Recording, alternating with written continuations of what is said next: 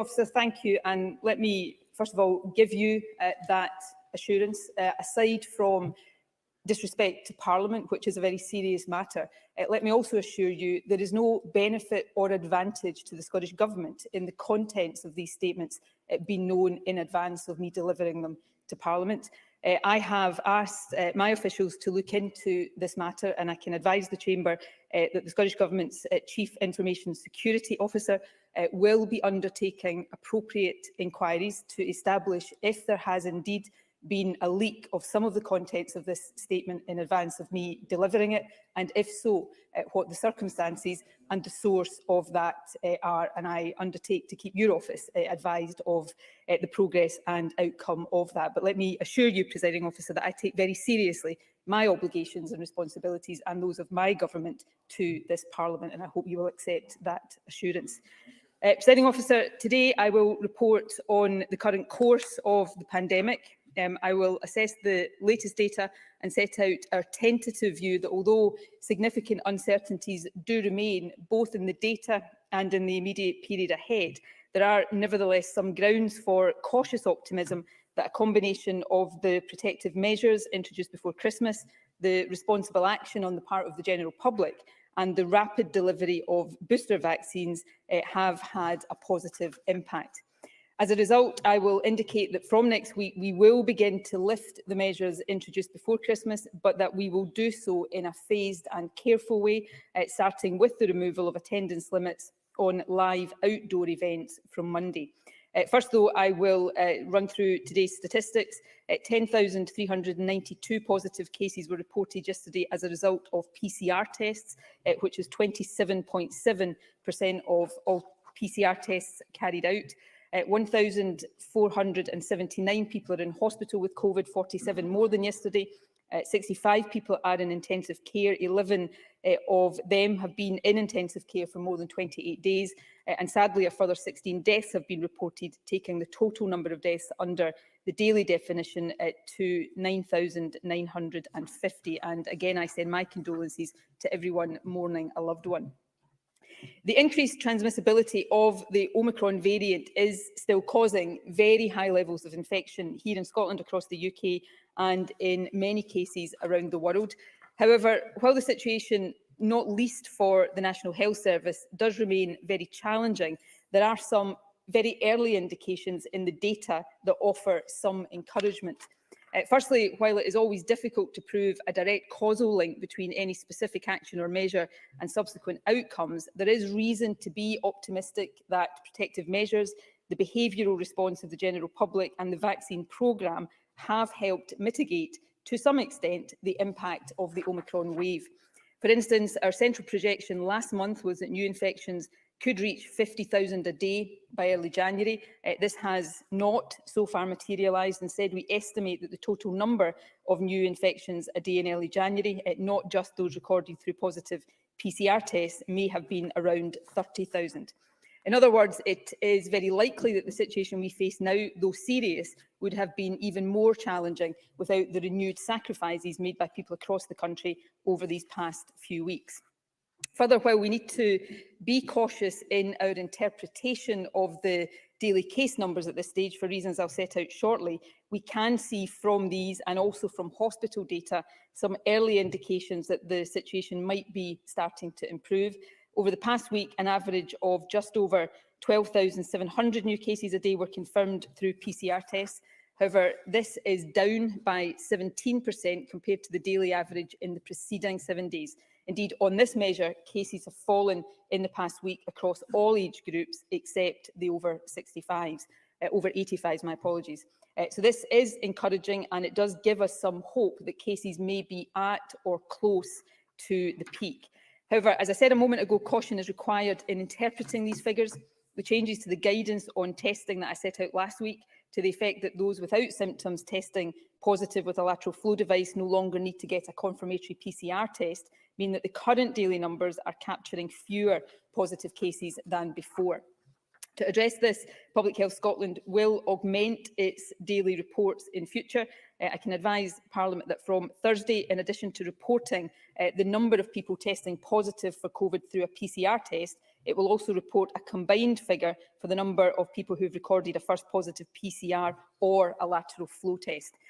Given the increased complexity, not least the need to avoid duplication, there will initially be a time lag in this reporting.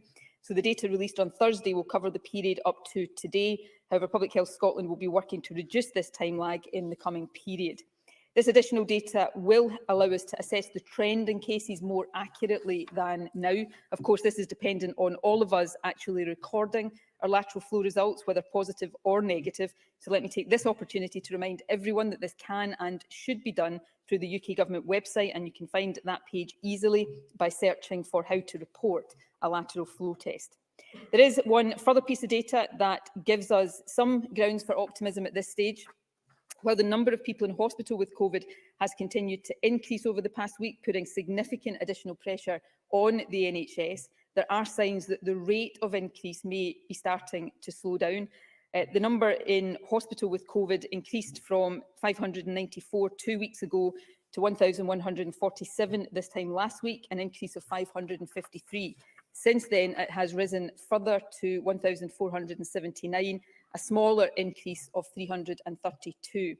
It is important to note, however, that the number of people with COVID in intensive care has increased more rapidly in the past week than in previous weeks. However, this is likely to reflect the time lag between people becoming hospitalised and then requiring intensive care. So in summary, the situation just now is undoubtedly serious, but perhaps less so than it might have been, and there are also some signs that we may be starting to turn a corner. That said, the position is still fragile and significant uncertainties remain. I've already explained the uncertainties in the data, which mean that the picture is not yet quite as clear as we would like it to be and as clear as we hope it will be in the next week or so. And of course, we don't yet know what impact the post-Christmas return to work and school will have on the level of infection.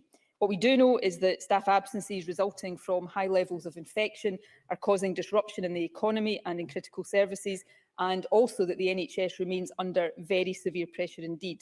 Continuing to slow down transmission, therefore, remains a vital imperative. The conclusion of all of this, in my view and in the view of Cabinet, is as follows. It is reasonable and right to be hopeful on the strength of the latest data. However, for the period immediately ahead, it is also prudent to remain careful and cautious. This is the balance of judgment that has informed the decisions Cabinet reached this morning. As I indicated earlier, we will begin to lift the protective measures announced before Christmas from Monday, but we will do that in a phased way that will allow us to form in the days ahead a clearer picture of the trends in infections and the associated impacts. As a quick reminder, the measures I am specifically referring to here are limits on attendances at live public events, the requirement for distancing between groups in public indoor places, and the requirement for table service in hospitality venues serving alcohol on the premises. I expect to confirm further dates next week. However, I can confirm today that the attendance limit of 500 at large-scale outdoor events will be lifted from Monday at 17th January. That means, for example, that spectators will be permitted again at major outdoor sporting events, including football fixtures scheduled for early next week and the forthcoming Six Nations rugby matches. The COVID certification scheme will remain in place for these and other events and venues previously covered, but with two important changes. Firstly, our guidance will now stipulate that the organisers of large events of 1,000 or more people should check the certification status of at least 50% of attendees, rather than the current 20%, or at least 1,000 people, whichever figure is highest. And second, from Monday, the requirement to be fully vaccinated for the purposes of COVID certification will include having a booster if the second dose was more than 4 months ago. The NHS Scotland COVID status app domestic use will be updated from Thursday so that its QR code includes evidence of booster vaccination. It will also be possible to order updated paper and PDF copies of vaccination status, which are now valid for 3 months, and it will still be possible to gain admission to events and venues covered by the certification scheme by providing proof of a recent negative lateral flow test. Presiding Officer, Cabinet will next review the data at our meeting a week today, and I hope this will allow us to lift the other protective measures, limits on indoor live events, table service and hospitality, and distancing in indoor public places from the 24th of January. However, I will confirm this in my statement next week. There is a related point I want to draw to Parliament's attention today. As we do lift these other protective measures, it will be necessary to consider again if extending the scope of COVID certification to other venues might be a necessary protection. To be clear, we have not yet taken any decisions on this, and it will require careful judgment, but I want to be clear to Parliament today that it is something we feel bound to give appropriate consideration to. What I have just set out gives our direction of travel in relation to the additional measures set out before Christmas in response to Omicron. The baseline measures that were in place before the emergence of Omicron, such as the requirement to wear face coverings in indoor public places and to work from home when possible, will remain in place for now. So too, for at least the immediate period ahead, will the advice to the general public to try to limit contact with people in other households, and in particular to limit the number of households in any indoor gathering to a maximum of 3.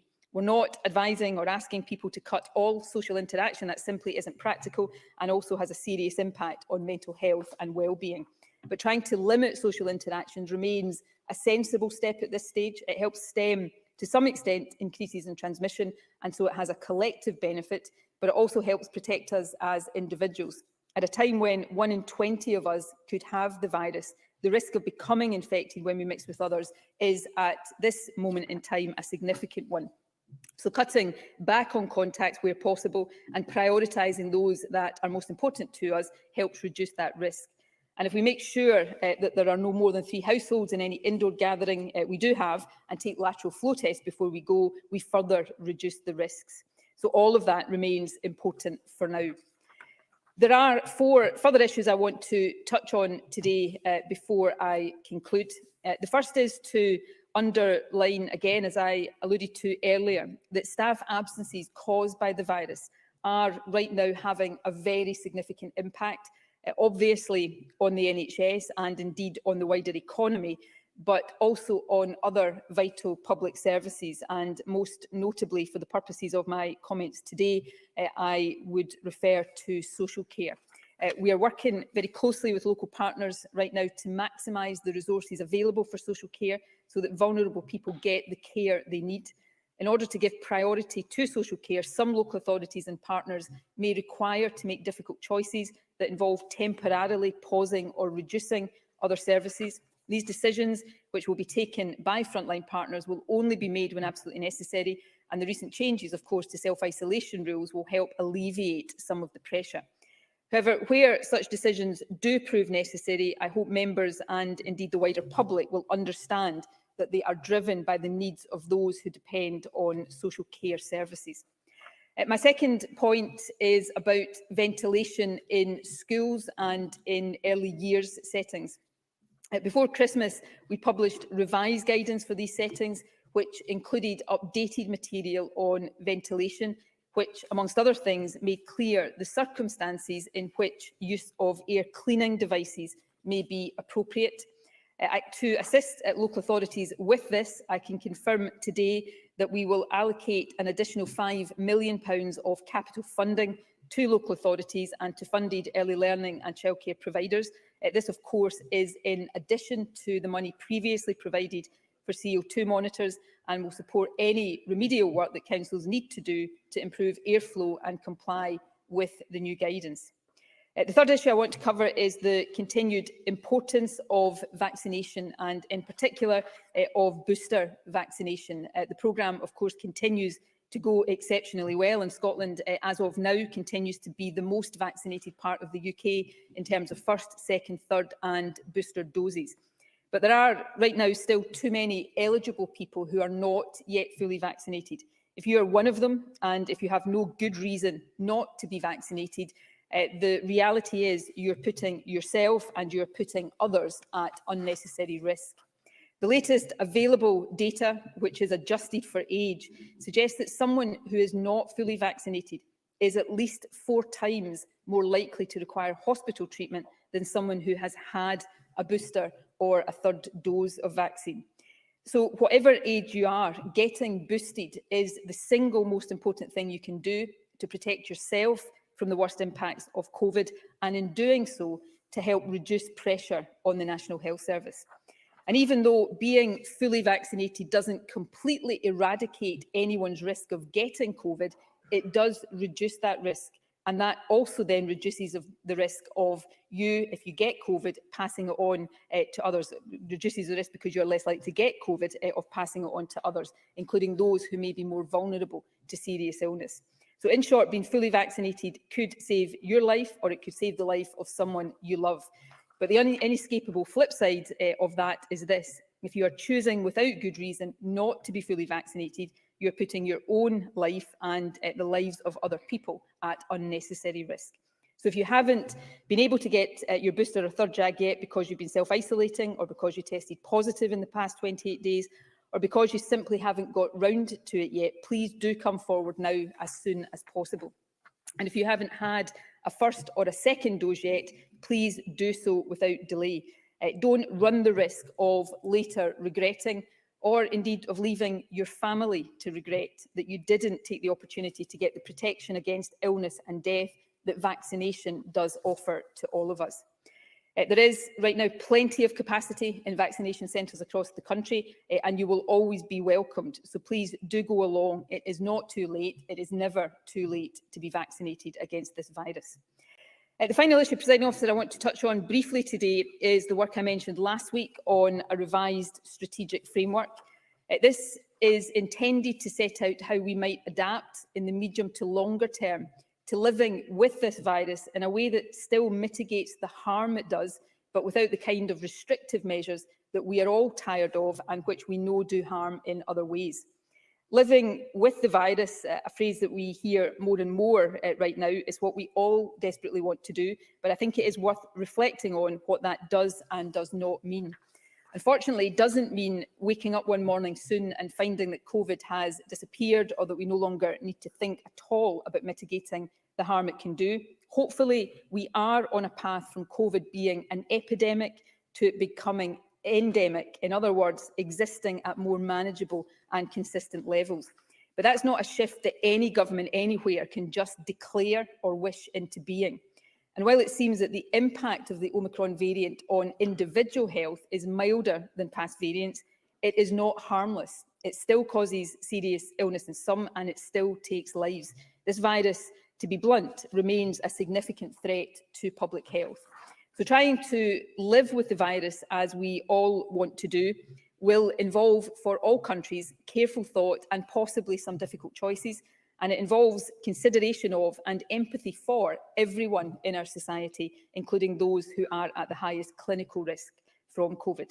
We know that we cannot continually rely on restrictive measures to manage the virus, because we know the harm that does. But equally, we can't be indifferent to the continued risk that COVID poses to health and well-being. So we need to consider what adaptations we can make to manage those risks in a way that is much less disruptive to our lives, and of course much less of a daily presence in our minds. So these are important issues for not just government, but for all of us to consider. So as we prepare the revised framework in the days to come, we will seek to consult across Parliament and also with business organisations and other partners across society. And our aim is to publish the revised strategic framework within the next few weeks.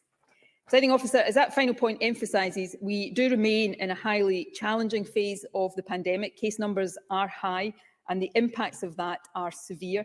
And of course, the future trajectory, as I've set out, does remain uncertain at this stage. But largely because of the efforts everyone has made, we are, I think, in a better position than I feared would be the case when additional measures were announced in December. And I do hope we are now seeing signs of improvement.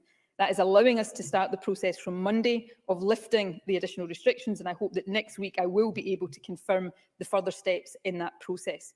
In the meantime, though, we can all continue to act in a way that keeps things moving in the right direction. So I'll close with a reminder of what we can all do to help stem transmission.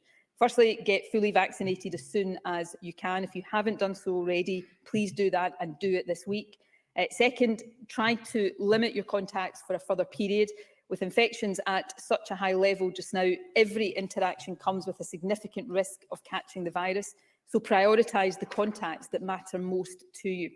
Third, if you are meeting other people socially, test before you go every time. Take the test as close as possible to the time you will be meeting and seeing other people, and remember to record the result, whether that is positive or negative. And take all the other precautions that we know make a difference. If you're meeting indoors, limit the number of households in the group to 3 at most and keep windows open. Work from home whenever possible, and to employers I would say again, please enable your workers to work from home whenever practical. Wear a face covering on public transport, in shops, when moving about in hospitality, and of course make sure the face covering fully covers your mouth and nose, and follow all advice on hygiene. These steps do make a difference. They are making a difference to each person's individual safety and also to the collective safety of all of us. So I would urge people to please stick with them, and my thanks again go to everyone who is doing that. Thank you. The First Minister.